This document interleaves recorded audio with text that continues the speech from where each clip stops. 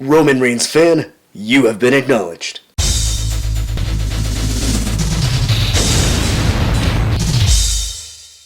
Metal Driver here, and forgive me if I sound a bit under the weather, but I've been sick since Thanksgiving. But this was actually delivered a little bit earlier than I expected, so I figured why not, let's go ahead and review this. And today I am looking at the Amazon exclusive AEW Sting and Darby Allin 2-pack. We get a nice image of both Darby and Sting on the side, then we get another cool image on the back, and on the front we see this window with all the pieces that come with this set. But enough of the box, let's go ahead and open this up and take a closer look at Sting and Darby Allin. Here is a 360 look at both figures, which feature some nice detail, and they come with a few accessories, which include a folding chair, which does open and close. I'm not really a big fan of the Jazzwares chairs because they don't really feel as sturdy as the Mattel ones, but it's still nice that we have it. A baseball bat for Sting. An AEW microphone, which we have seen many times before. I'm kind of sick and tired of this accessory. I've got so many of these. But the logo is painted very well. Then we do get a skateboard for Darby Allin. Does look like the paint is a little bit messed up right here. And then we do feature this nice design on the bottom of the board of Sting and Darby's face merged together. And here's a look at some of Darby Allin's skateboards, with the new Amazon exclusive being all the way on the left hand side. Now, for the sake of this review, I will be comparing the new Darby with the original Series 3, the first unmatched Darby, and the ringside exclusive one. I do not have Series 11 Darby, and I do not have the new Target exclusive one, although I do hope to get that pretty soon. So the Series 3 is right here. We've got the unmatched Darby and the ringside skateboard. And then here's a look at the different skateboards from the bottom, and they all feature different designs, which is really cool. Looking at the head sculpt on Sting, it is exactly the same as the first release Sting figure that we got. So if you have that figure, you should know what to expect with this.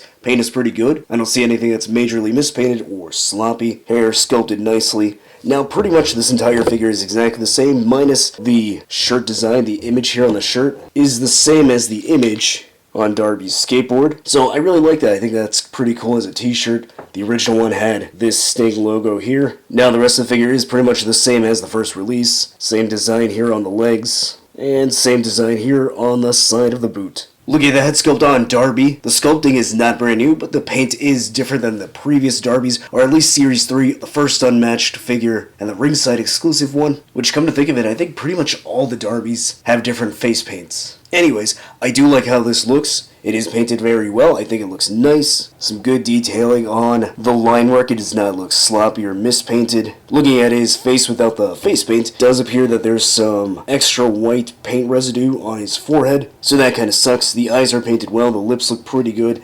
Hair is sculpted well for the most part. There's a little bit of sloppiness right here. And then here's a side-by-side look of the head sculpt with Series 3, Unmatched 1, and the ringside exclusive Darby Allin. He has a chain right here, chain necklace, looks pretty good. The tattoo, nothing's over till you're underground, painted really well. Paint right here looks pretty good, painted nicely. Then here's a look at his arm tattoo, which looks pretty good. I don't see anything that's mispainted or that looks sloppy. Now, if you notice that the attire choice here is pretty much the same as Series 3, I think they're almost identical. Difference is this one has the arm tattoo, Series 3 does not. And then here he is next to the Unmatched 1 arm tattoo, and here he is next to the ringside exclusive arm tattoo. Here's a look at the hand. The tattoo on the hand looks okay. You can kind of make out the bones on the fingers right here. It does say free on the knuckles. Now, it does kind of suck that this one isn't as good. I think the Unmatched one had really great paint on the hand, and then the ringside one was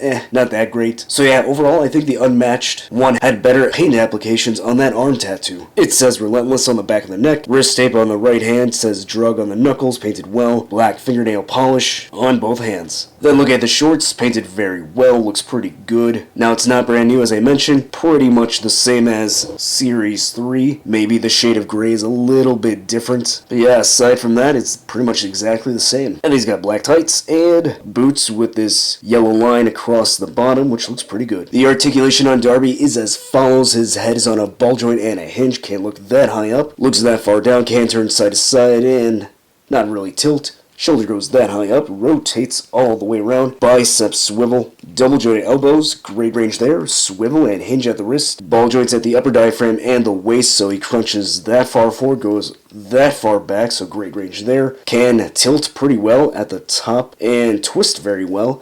although he does not twist at the waist, which is kind of stupid. Legs go that far out, that high up, thigh cut.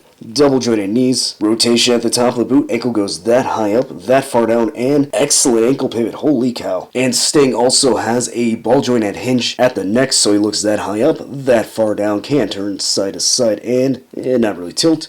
Shoulder goes that high up, rotates all the way around, bicep swivel, double jointed elbows, a swivel and hinge at the wrist. He's got a ball joint at the upper diaphragm, so he crunches, not that forward, and slightly back, and oh, they did not paint all the way at the top. That kind of sucks. He can slightly tilt, twist, although this one actually has a waist twist right here. Is there a ball joint there? Can't remember, but he does twist here, unlike Darby. Legs go that far out. They go that high up, so not the best range of motion. Thigh cut, double jointed knees, a cut at the top of the boot, ankle goes that high up, that far down, and some, barely an ankle pivot. Here's the Amazon 2-pack Sting next to the Unmatched 2 Sting figure. And finally, here's the Amazon 2-pack Darby Allin next to Series 3 Unmatched 1, and the ringside exclusive Darby. So I really like these two figures. I think they're pretty cool. I'm glad I have them in my collection. But if I'm gonna be honest, I don't think you need these. Now, I do appreciate that these aren't simple re-releases, these are actually new figures. Sting has a new shirt, Darby has a new head sculpt, a new skateboard, so I do appreciate that they're not, again, re-releases, because we've seen that with the other AEW Amazon 2-packs, the Jon Moxley Darby one, the Kenny Omega Adam Page, those were straight re-released figures. These are not. But I still don't think that really necessitates you picking these up, especially if you already have the first Sting or any of the other Darby figures that we have gotten. So I don't think these are must-haves, unless you really like the shirt on Sting, or for whatever reason you don't have Sting or Darby in your collection, then this would be really awesome to pick up, especially if you don't have those two figures already. What better way than just to get them both in one set? But aside from that, you could pass up on this 2-pack. But what you should not pass up on is hitting that like button and subscribing. If you want to see more wrestling figure reviews, click on the card at the end of the video, and I'll see you next time.